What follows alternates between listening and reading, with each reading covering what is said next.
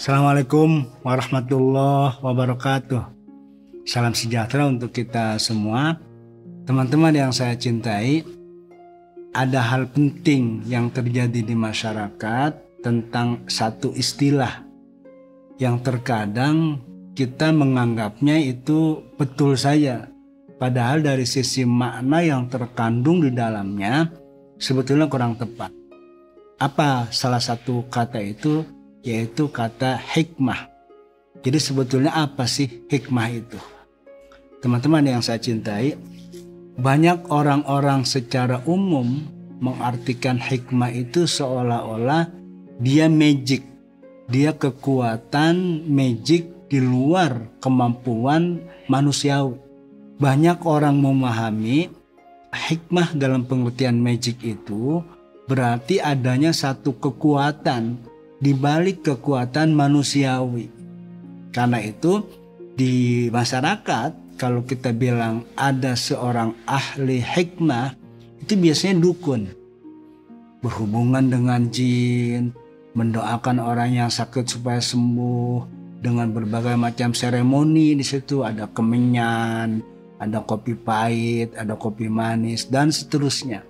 Dipastikan kalau orang-orang yang melakukan seremoni semacam itu yang bersangkutan berhubungan dengan jin.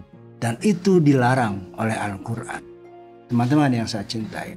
Jadi orang seperti itu sebetulnya tidak bisa disebut ahli hikmah. Karena hikmah itu adalah sesuatu yang mulia, tinggi, berhubungan dengan Allah Subhanahu wa Ta'ala.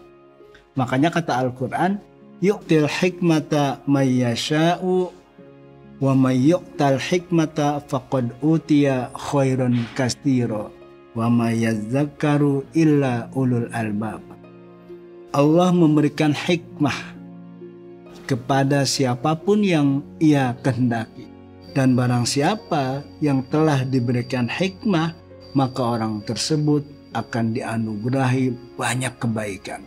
Tetapi tidak ada orang yang bisa mengambil dan mengetahui secara mendalam tentang hikmah ini kecuali orang-orang terpelajar yang disebut dalam Al-Quran dengan istilah ulul albab. Teman-teman yang saya cintai, jadi hikmah itu sebetulnya kebenaran pengetahuan yang terkandung di balik yang terlihat. Kalau kita melihat sebuah kacang misalnya, kan selalu itu kacang itu di luarnya ada kulitnya yang membungkus isinya. Nah maka kata hikmah itu dari kata hakama, arti pertamanya menghalangi. Menghalangi apa? Menghalangi nilai, substansi, makna yang sebenarnya. Karena dia ada di balik itu. Nah karena itu jika ada perumpamaan, ada metafor, ada ucapan apapun, hanya orang-orang yang disebut ulul albab yang bisa menembus kulit yang membungkus kebenaran itu. Jadi hikmah itu di balik yang tekstual, di balik yang literal, dan di balik bungkus-bungkus yang kelihatan secara kasat mata. Di balik itu semua ada yang namanya hikmah. Makanya sering kita melihat kalau ada satu peristiwa, ada satu kasus, lalu orang sering ngomong ambil hikmahnya saja.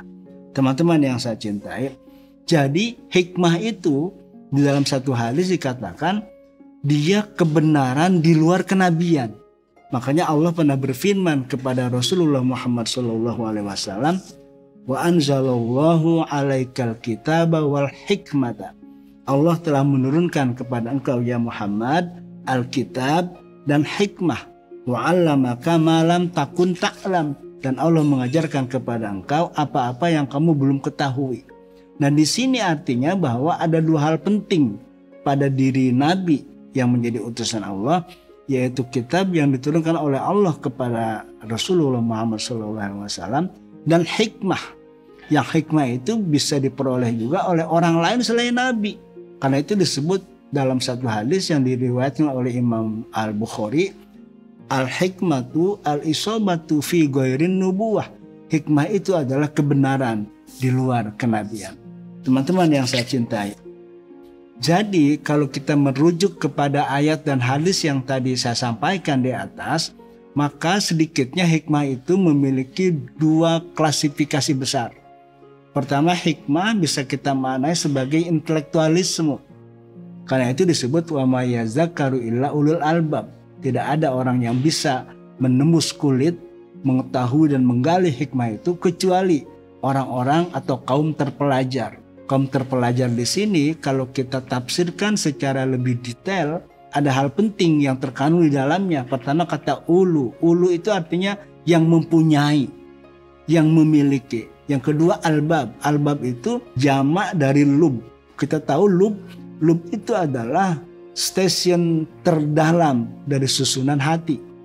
Ada the breast yang disebut dada, ada qalb hati, ada fuad hati lebih dalam, dan ada lub hati terdalam yang disebut oleh Robert Fraser sebagai innermost heart, hati terdalam. Dan albab adalah jamak dari lub. Artinya hanya orang-orang yang telah memiliki saripati dari hatinya yang dia bisa menggali dan bisa menemukan hikmah.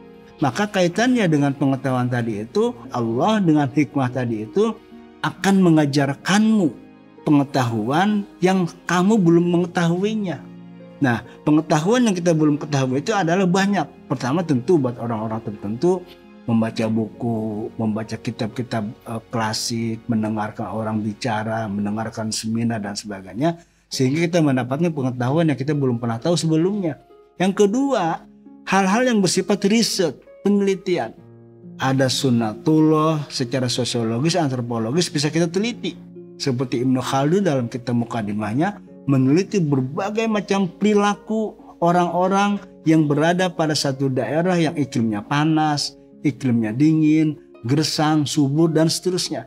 Maka kita akan memperoleh satu kesimpulan dari riset tersebut tentang pengetahuan yang sebelumnya kita belum ketahui. Yang kedua, riset juga bisa kita arahkan kepada hal-hal yang sifatnya fisika, ilmu alam.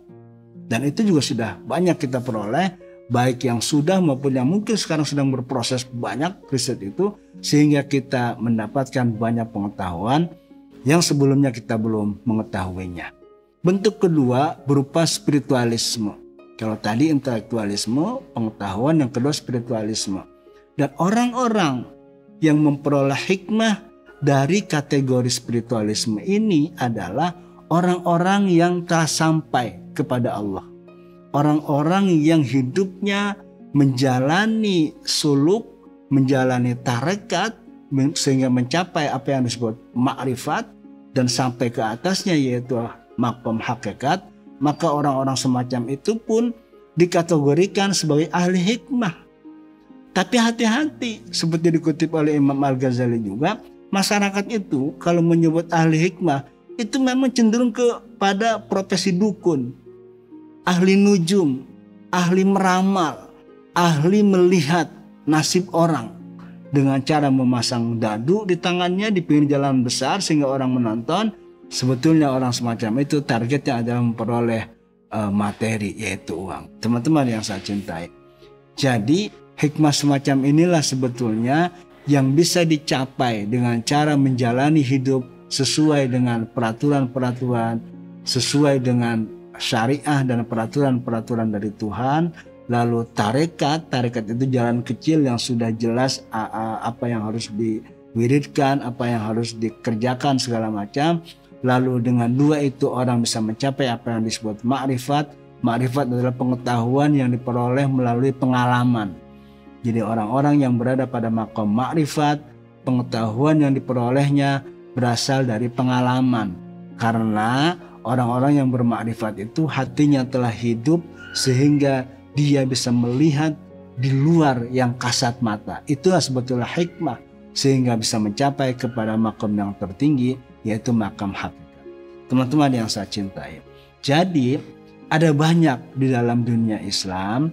Kalau kita ingin meraih apa yang disebut makna hikmah yang sebenarnya tadi itu, yaitu hidup dengan baik, hidup dengan berakhlak, hidup saling mengasihi, saling membantu, dan saling memberi, dan saling meringankan dan memudahkan hal-hal atau persoalan-persoalan yang menjadi problem bagi orang lain. Teman-teman yang saya cintai, jadi hikmah dalam bentuk spiritual ini adalah bagaimana seseorang bertakarrub kepada Allah. Karena pada level tertentu ketika orang menjalani takarrub kepada Allah, dia akan memperoleh apa yang disebut hikmah tadi itu. Kemampuan melihat hati dan niat seseorang, kemampuan menembus rahasia alam gaib, sehingga dia bisa mengetahui tentang apa yang akan terjadi, dan dia juga bisa mengetahui tentang bagaimana mungkin supaya yang bersangkutan misalnya berdoa kepada Allah untuk mencegah agar hal-hal yang bersifat buruk dan mudarat bisa tidak terjadi atau tercegah dari dirinya. Teman-teman yang saya cintai, jadi itulah sebetulnya yang dimaksud hikmah tinggi dalam bentuk intelektualisme dan dalam bentuk spiritualisme. Intinya adalah hikmah akan diperoleh secara spiritual dan secara intelektual kalau dia telah memanfaatkan dan mengamalkan pengetahuan yang diperolehnya. Jadi kalau orang tahu bagaimana orang-orang hebat itu memberikan solusi ketika ada masalah baik secara sosial, politik, budaya, ekonomi dan sebagainya, itu karena yang bersangkutan telah memahami pengetahuan yang dia miliki, lalu pengetahuan yang dia miliki itu dia terapkan, dia manfaatkan. Karena itu ilmu yang telah dimanfaatkan dalam pengertian tadi pada orang yang menerapkan dan mengamalkan ilmu yang dimilikinya dalam kehidupan sehari-hari, disitulah lahir apa yang disebut hikmah. Jadi hikmah dalam pengertian lain dia lahir kalau kita memiliki ilmu dan kita telah mengamalkan ilmu yang kita miliki tersebut, baik dalam bentuk pengajaran maupun dalam bentuk perilaku keseharian. Maka ini menarik, misalnya bagi seorang guru, bagi seorang kiai, bagi seorang ustadz, Imam Al-Ghazali menyebutkan hadis ini, man alima wa amila wa allama fadzalika yud'a aziman fi malakutis samawat. Barang siapa yang berilmu lalu dia mengamalkan ilmunya dan dia mengajarkan ilmu yang telah dia amalkan, maka orang tersebut, kata hadis ini, dia menjadi manusia agung di kerajaan langit Allah Subhanahu wa taala. Itu artinya dia bisa menembus yang kasat mata ini, yang alam mulki yang sifatnya fisik ini, dia tembus ke alam batin, dia tembus ke alam apa yang disebut alam malakut, alam kerajaan langit. Jadi disinilah letak pentingnya. Kenapa hikmah harus kita kembalikan kepada makna yang sebenarnya? Karena dengan hikmah itu orang menjadi terpanggil bukan hanya untuk menggali pengetahuan, bukan hanya untuk mengumpulkan pengetahuan, tetapi dari hikmah yang telah dimilikinya, dia merasa berkewajiban untuk mengamalkannya. Lalu setelah diamalkan, dia merasa memiliki keharusan juga untuk mengajarkannya kepada orang lain. Teman-teman yang saya cintai, saya akan akhiri sampai di sini. Semoga ada manfaat buat kita bersama. Terima kasih. Assalamualaikum warahmatullahi wabarakatuh.